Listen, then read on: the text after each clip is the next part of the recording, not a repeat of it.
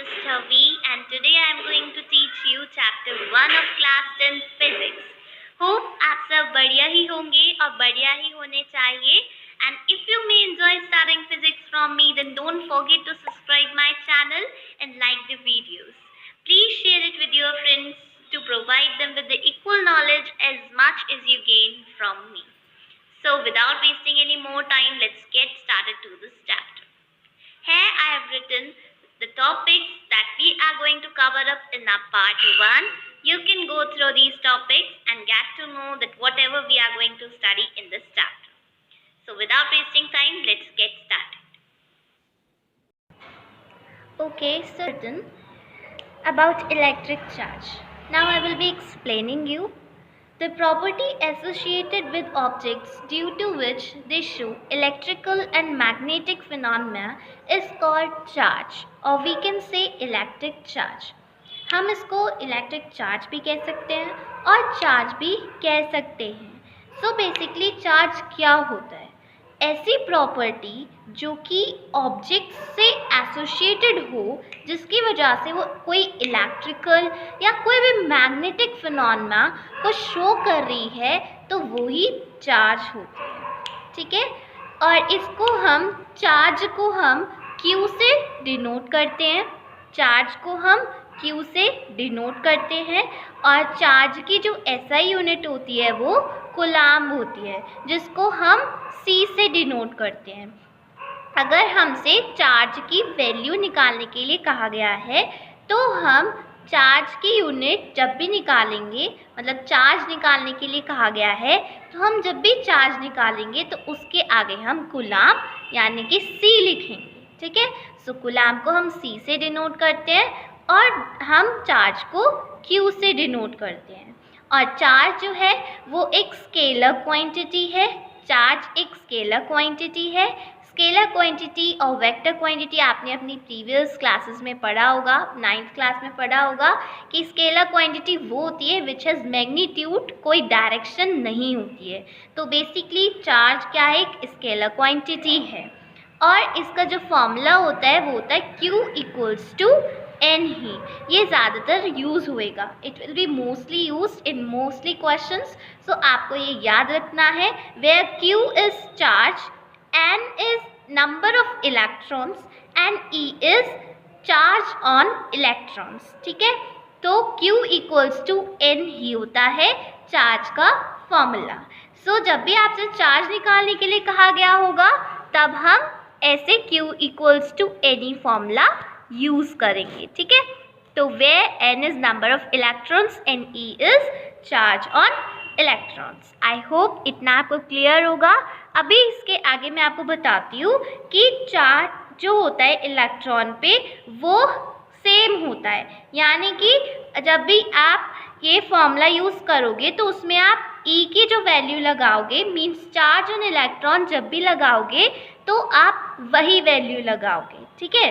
और number of electrons आपको दे रखे होंगे और Q, अगर आपको नंबर ऑफ इलेक्ट्रॉन्स दे रखे हैं और E तो आपको पता ही होगा, तो आप इजीली चार्ज निकाल पाओगे. अगर आपसे नंबर ऑफ इलेक्ट्रॉन्स पूछे तो आप Q आपको दे रखा होगा और E भी आपको पता ही होगा E कितना होता है, क्योंकि वो तो सेम ही होता है. ठीक है. तो आप इजीली नंबर ऑफ इलेक्ट्रॉन्स भी निकाल पाओगे. तो इस फॉर्मूले से आपको या तो नंबर ऑफ इलेक्ट्रॉन्स या तो सिर्फ आपसे चार्ज पूछा जा सकता है. E तो क्योंकि सबको पता होता है, क्योंकि वो उसकी वैल्यू जो होती है वो वही होती है. तो अभी मैं आपको बता देती हूँ कि नंबर ऑफ मतलब चार्ज कितना होता है इलेक्ट्रॉन्स पे. So now here value of E. E की value 1.6 into 10 to the power -19 होती है. जब भी हम कोई भी क्वेश्चन आपसे पूछा जाएगा, उसमें अगर आपसे Q या E फाइंड करने के लिए कहा है, तो आप ये फॉर्मूला यूज़ करोगे, तो आप E की वैल्यू हमेशा 1.6 इंटू 10 टू द पावर -19 रखोगे. ये आपको बहुत अच्छे से याद कर लेनी है. ये आपको क्वेश्चन में लिखकर नहीं दी होती है कभी भी. आपको हमेशा इसको लर्न करना है और इसको पुट करना है अपने आप, ठीक है। So value of E 1.6 into 10⁻⁻19 होती है, ठीक है। इसके आगे कोई यूनिट वगैरह नहीं होती है। अब मैं आपको एक न्यू चीज़ बताने वाली हूँ कि how to charge an object. अब हम यहाँ से पढ़ेंगे कि how to charge an object, हम किसी भी ऑब्जेक्ट को कैसे चार्ज कर सकते हैं। सो फॉर दिस आप लोगों ने अपनी अर्लियर क्लासेस में ये भी पढ़ा होगा कि हम जैसे अपनी हेयर्स पे कॉम को रगड़ते हैं तो वो एक मतलब वो गर्म हो जाता है, राइट, मतलब वो एक चार्ज को प्रोड्यूस करता है। इसी तरीके से यहाँ पर एक डेफिनेशन भी निकल कर आती है कि हम कैसे किसी ऑब्जेक्ट को चार्ज कर सकते हैं। तो बेसिकली हम यही लिखेंगे कि we can charge an object by rubbing it with any another object, यानी हम किसी भी ऑब्जेक्ट के अंदर चार्ज को हम प्रोड्यूस कर सकते हैं अगर हम उस ऑब्जेक्ट को किसी दूसरे ऑब्जेक्ट से रब करें तो, ठीक है। Just for example, one more example I am giving you कि by rubbing a glass rod with silk cloth, अगर हम एक ग्लास रॉड को एक सिल्क क्लॉथ के साथ रब करें।